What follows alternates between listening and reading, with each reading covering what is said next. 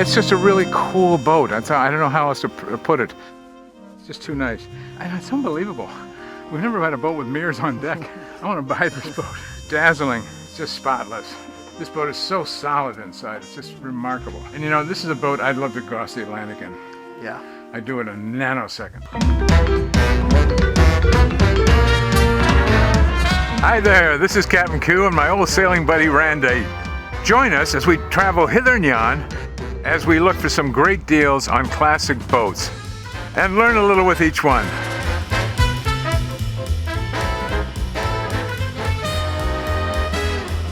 Hey, Captain. Oh, Randy. Randy, how are you? What's going on? Hey, buddy, how are you? Well, I got to tell you, I found a gem. Digging in the plants? We're always digging around and looking for something special, and usually something from the past. I have a little story. Okay. Yeah, in 1935, two men, 3,000 miles apart, looked at their wives, most likely, with a gleam in their eye and said, why don't we have something new in our life? And they both got the okay. In Marblehead, a very large 72-foot Herreshoff design ketch was born to Harry Noyes. Let me tell you a little bit about Harry Noyes' baby. Tioga was a boat he asked Herreshoff to design for him as a day sailor. The boat sailed around, went off and started setting records and sailing like crazy. And then a man named Robert Johnson spotted Tioga and said, I want that boat. So she apparently became available for whatever reason, and they said, you can have the boat, but you can't have the name. Johnson looked at the name Tioga, played around with the letters, and realized that he could put the name Ticonderoga on the transom and use all those same letters. He took that boat and among other things, he went off to Honolulu with it and set new course records for the Transpac races. And that was about 1963. But it didn't take long for him to start getting itchy because there were some big boats coming up behind him, some big trip boats like Blackfin and so forth, 72-footers that were giving him a fit. So he had just heard and seen the work of a young man, Alan Gurney. He was just born in 1936. Alan Gurney had been designing boats. He had started out with an English firm and then moved over to New York, joined Bill Tripp for a couple of years, and then went out on his own. And then in the 1966 and 68 SORC, the Southern Ocean Racing Circuit, two of his boats won a whole bunch of races, and one of them, I think it was Genevieve, won the whole thing. Bob Johnson saw this talented young man and said, I want you to build me a first to finish. That was the beginning of Alan Gurney picking up a pen and laying out and drawing the lines for Windward Passage. Windward Passage became very famous. She was a 72-foot wooden boat, and she set all sorts of records for Bob, and he was wonderfully happy with the results. In the meantime, when that boat hit, Alan gets a big shot in the arm because the whole world knows that this is a Gurney design. And I think today the boat we're going to see is one of the boats that was part of that newfound wealth of fame. She was done in 1968, and she was built by a boatyard called Royal Huisman. We have here today a 1968 Alan Gurney design. She's aluminum. This is one of the first aluminum boats we've done, I believe. Aluminum is really interesting for a number of reasons, not the least of which it's very light. And it's a great material to use for sailboats, and designers like it because they can build a light boat and it will go faster. Lighter boats will go faster. It also will help control the center of gravity on the boat because you don't have to have all that extra weight that you might have in, say, a steel hull. The aluminum itself is 1/3 the weight of steel. So what does that mean? Okay, is the boat going to be a third light? No, you're still going to have to put in enough aluminum to make it as strong as the same thickness of steel. But even when you do that, you're only adding, I forgot the percentages, but it's very small, but you're still ending up with a much lighter boat by maybe as much as 20%. Of course, it doesn't rust.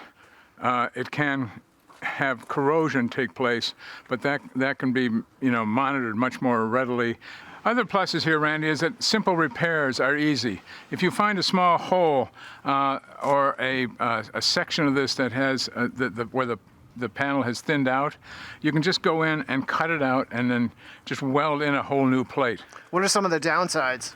This is a one-off pattern. In other words, they didn't build 50 or 100 of these. Because you're building one-off, aluminum is going to be more expensive.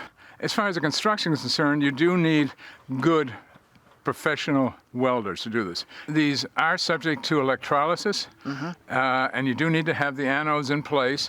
Something like this. Here's one right now, for example, and there's a couple others on this particular boat that are completely, this is gone. Let's just take a look at this girl.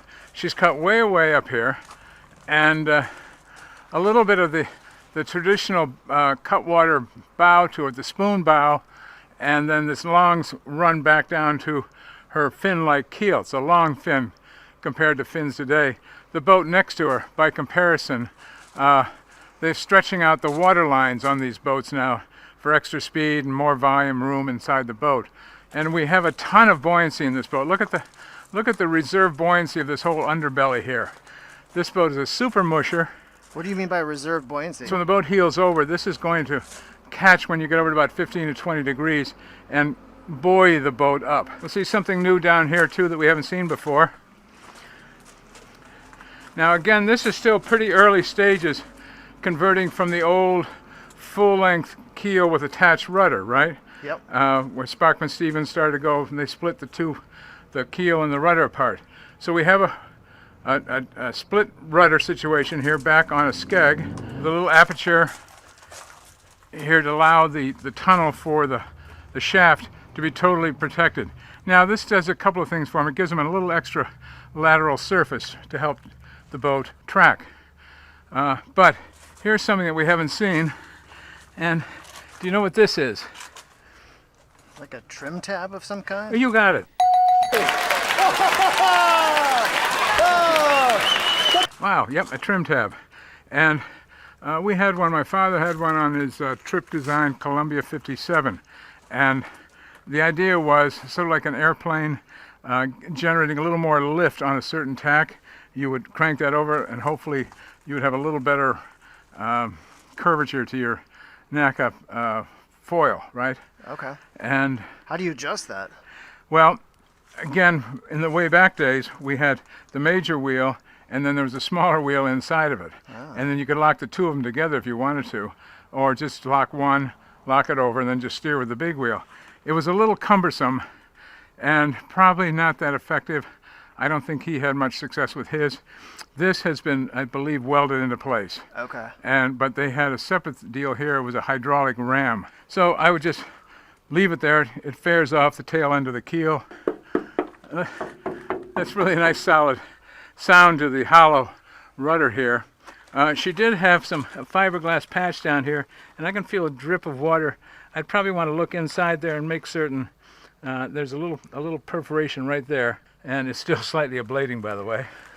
Interestingly enough, looking on the prop here, I see something I'd read about, this haze, and that haze there is really the spin-off from the zinc anodes. This is a coating on that's coming from the zincs, and you can see where there's the start of some pitting in this propeller, and some of that may be caused by cavitation that takes place, and cavitation is a very strong force. You see a little bit of bubbling with the paint? Sure. So what would you say about that, or what would you do? Well, ideally it's time for a paint job. That's that simple. Come on upside, let's take a look topside. What do you say? Yeah, it's time to go. We love the subscribers. Yeah, more subscribers means that we're going to get recommended to more people, and so that helps spread the love and spread the word about old classic boats and what we're doing, so every little bit helps. Thanks again. Okay, Randy. Hey! You know me. Michael, like a moth to the flame. Exactly. I'm standing behind a really nice Edson binnacle and wheel, elk hide covered wheel. Hey! And with an integral lock for the wheel, which is nice. So I've got this knob right in the center here. I can tighten that up. Let's give it a turn or two, and the wheel locks in place. It's a sloop rig. We only got one mast with this deal, but it's not bad. I've got a nice dashboard here, and you'll appreciate this. I actually have a cockpit mirror. Oh, no kidding. Oh yeah, check this out, buddy. Check this out. Oh, yeah. Look at that. Now who do you see there? See somebody that would lose a race one-on-one Ah, with me. there we go. That's quite something. So It's very yachty. very yachty. So Randy, I really like the touches here, the stainless winch base here, really sturdy. It's just a nice little glamour piece to the boat. I don't know what else to call it, but it is one thing you don't have to varnish, though, isn't it? I know you miss having things to varnish. Well, but, you've got a nice combing to varnish right next to it, which... well, the combing is really nice, and it's a nice size cockpit. It's not the party size that we saw on, say, the Ericsson, but there's enough room for 3, 6, 8. You could squeeze 10 people back here. This is very handy because the helmsman can actually reach some of this if need be. Working his way around the side, he could get down to the main sheet down here. We've got a couple of vents back here to pull some air down in toward the engine room and down in toward the bilges. This beside me here is another one of our backstay adjusters. We saw one recently where you had 2 handles on it, right?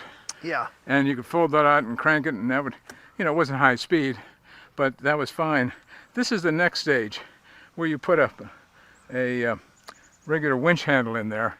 Okay. And just crank it down. Yep. And then there's a release back here. All the weldments on here are gorgeous. Oh, here's a nice little pad for your outboard by the good people at Edson again. Do we have a garage back here? We do, but it's not much of one, I'm sorry. We got a couple little sail lockers here on either side. Okay. Again, back from the period when you needed sail lockers. But we'll see. I'll show you something else about what they did with sails on this boat. They got a nice little partition here.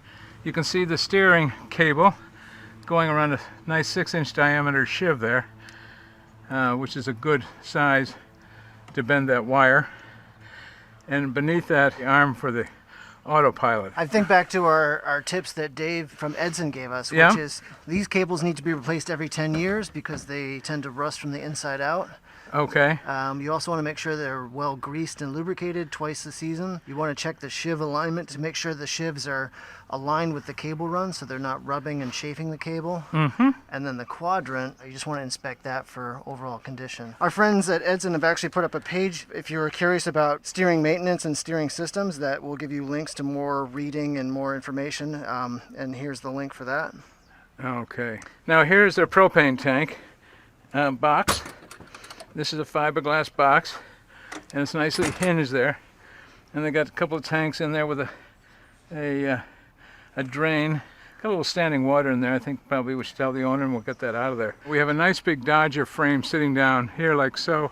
And if you notice behind me, we've got a pretty tall sun bimini for the helmsman, especially if he's about 8 feet tall. And I mean, just look at this hatch. Just look at this slide. It's just I can just go whoosh like that. I'm sorry. It's just too nice. The companionway is nice and wide, not too wide, but it's also set up so that the hatch boards will slide down and stay locked in. And this boat. Why do we care about that? Well, we care about that because if the boat heels over, some of the stock fiberglass boats have V sections, they're companionways, and it's easy enough for those to fall out when they get lifted up beyond on the high part of the V. It should always be cut like this, just slightly canted on either side. Okay. And then you can lock it over, and that'll keep all the water out of the boat. I'll give you a quick check on this. Oh yeah, we're rolling right along. The sea's going right by us right now, bubbling, and I'm getting a little sun and having a great time. And you get a little glimpse of your reflection there too. Exactly. It's unbelievable. We've never had a boat with mirrors on deck. I want to buy this boat. Okay, come on forward.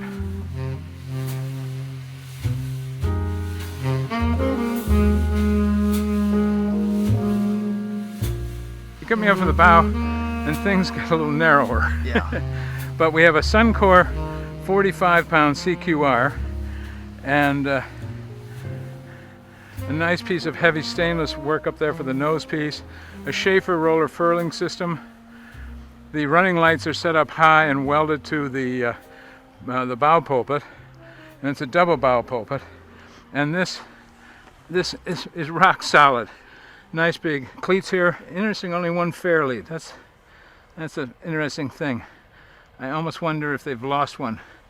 We got a Maxwell 2200 electric windlass. Or capstan this week. It could be a capstan this week, right? Exactly. And we don't seem to have a button control up here for it, so we'll have to find out how that works. And Right here. I take that back. Randy spotted the buttons. Big wind scoops and nice protection here for the jib dragging across and sheets catching on this, so you can actually keep those in place while you're sailing. Boy, this deck though is dazzling. We haven't seen a deck like this before, have we? No, this is in sparkling condition. It's all been glued down apparently. I don't even see one small screw. Now tell me about this little mini cabin top here.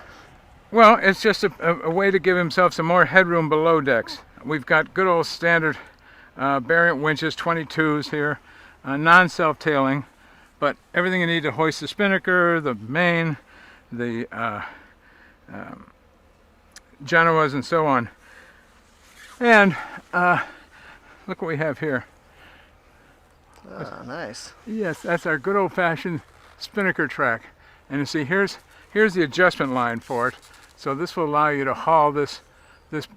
You'll put the pole right in here. It's not like the bell system we saw in another boat. You just hang this right in here, and then the whole thing will swing like so. This canvas here, this looks like it hasn't been hoisted this year. I don't know. It's pretty fresh as can be. I'm not certain who the sailmaker is. We probably got that in the listing. But all this area is great. This boat has had loving care throughout its ownership. Underneath here at Randy, we have a solid, this is considered a solid vang. And here's your adjustment for it. You know what's next? Down below? We're going below. Randy, come on down, buddy. Oh, thanks. Well, I'm inviting you in through sort of the back door. I hope you don't mind. But this is I'm going to call this the owner's cabin. I've got a hanging locker on this side and a generous sized quarter berth right here. There's plenty of room for storage. You've also got access down here to your gusher bilge pump, which is the sort of an unusual position for it, but if it works, it works. It's just a back and forth motion there with a handle. It'll be like so on the handle there. But everything down here is just spotless. It really is good. There's no water leakage. This boat hasn't leaked in its life. Look at the cabin sole, just nice and crisp as can be. Well, we're back here, Randy. We're looking at the back end of the MD-22. This is a 50 horsepower diesel, and it is brand new, absolutely brand new. They've got triple hose clamps on here. You know why they have triple hose clamps, by the way? No. In a lot of cases, it's sometimes recommended that you put one hose clamp on tight. Here's the tight one, and then the other one is slightly loose. Okay. So that this first one will eventually glue that hose right to the metal nipple coming out, right? Okay. So when that happens, you take it off, but then you've got a spare right there to slide in place. They do suggest using doubles on fluids on your engine, but in a lot of places where you don't have that same sort of pressure, you can get away with. So, like right, these are cutting right into this rubber right here. And that might be suspect sometime. I'd want to have another one ready to go. Engine mounts you really want to spend some time looking at on your own boat and make certain that there's no rust or movement down there. And that the holes where the bolts go down into the bedding are well bolted and have lock nuts and washers underneath them.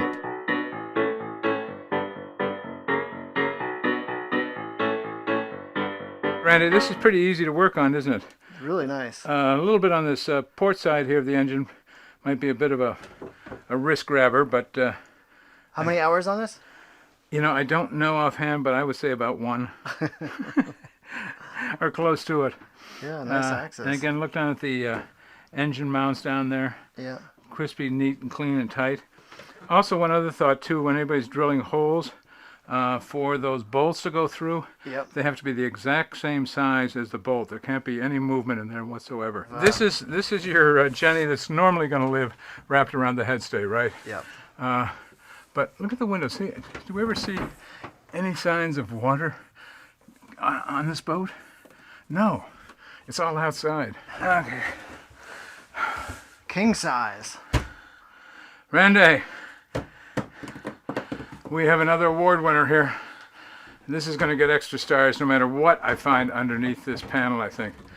I can put a biggest chart on here. I can really see all the way from Maine to Halifax. We got this GPS down here, little North Star GPS system. Radar Raytheon. It's an old-timey one. And over here we've got VHF. It's again maybe a little dated. I don't see AIS on it offhand, but it's a little dark right now. A very tidy control panel for the 110 and your AC and your DC switches. Now this giant table, should we take a look? Sure. Okay, ready? Oh, whoa! Look at this. Interesting. Yeah, that's just a rubber mat to keep things from sliding around. Oh yeah. What do you think? I mean, you've got massive size and tidy. Tidy, yeah. I mean, tidy. We're looking at a 3-pointer at least, don't you think? Behind me, we have an extra. They've used this for lines, keep their lines nice and dry. But that would be my wet locker. Now I'm up on a slight elevation here, so I'm going to step down into the galley, 1/2 little step there. And this is a really nice old stainless galley. And I love the mahogany woodwork in here. Isn't it nice? It's nice and rich. Yeah. Feels like an old library. And look, I've got a Friendly Frank here. Oh, yeah. That's a Friendly Frank Luke stove, my buddy from 50 years ago. Good storage here, open storage. I'd like to see a little bit of netting or something to catch some of this from flying out. They must have food on here somewhere. Oh yeah, they've got some noodles and Interesting. some of that stuff. I love the old stainless in here. It really is old school.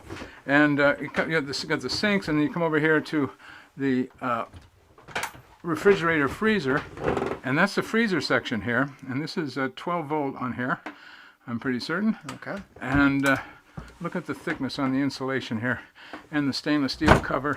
And then this side, plenty of room for just refrigeration with a couple of shelves. And man of good taste. We've moved into the main salon here, or saloon.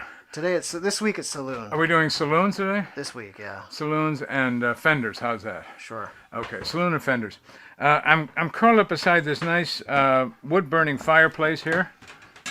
It's got a nice little door. You can feed the wood in there, and then burn it up. And there's a trap down here to. Let's see, it's locked over here. I don't want to open it, but that's where your ashes go. We have another gimbal table. All right. I won't open it all the way up for you right now, but see, there's our gimbal going. Yep. And a nice little leaf on this side. Nice sized berth. This will pull out a little bit more and give you a little more space on this side. And this is a boat I'd love to cross the Atlantic in. Yeah. I'd do it in a nanosecond.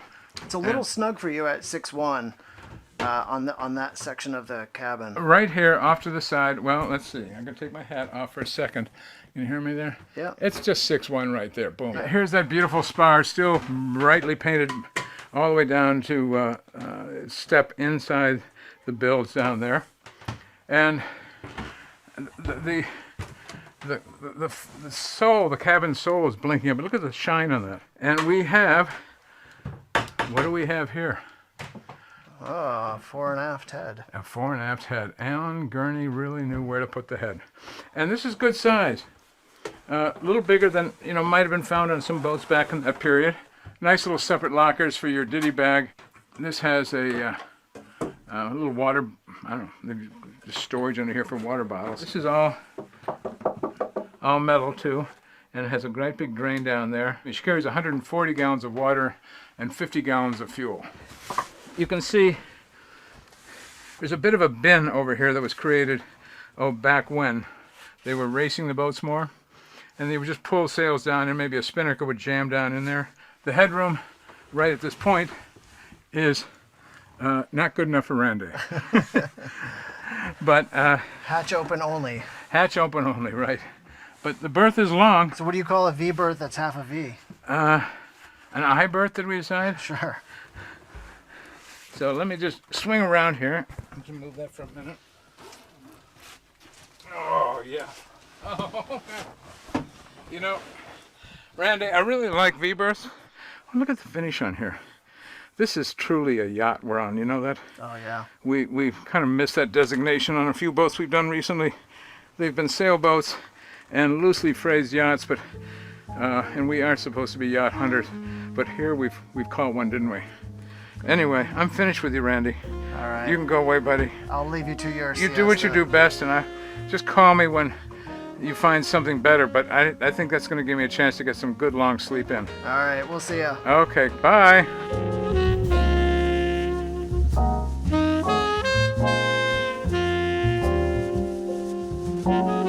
All right, well, we took a look at an Alan Gurney design Houseman, Royal Huisman built aluminum 44-foot sloop today.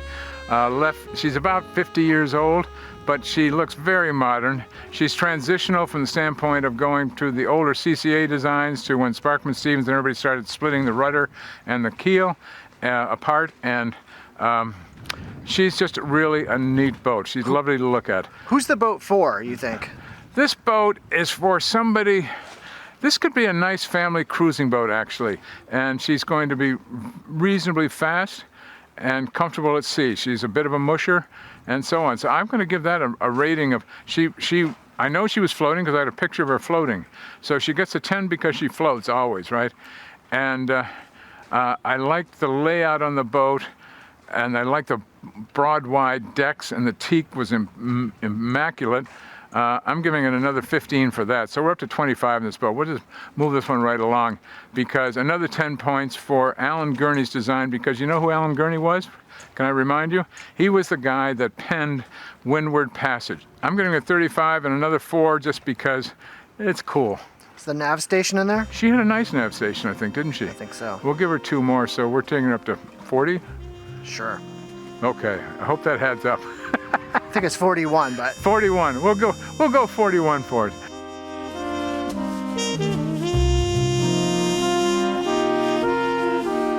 If you like what you see, please hit the subscribe button. And if you want to be notified when the next one comes out, please hit the alert bell. And that's not desperate at all. Randy, how would I ever find out what's coming up next? you can follow us on Instagram here, Yeah. or Facebook here. We'll have little previews of what's coming up on our next episodes. A little bit early. That's pretty cool. Previews. You all join me. I'm going to Instagram right now, and I'm going to find out what's coming up next week. Thank you very much. You know, Instagram's not a place.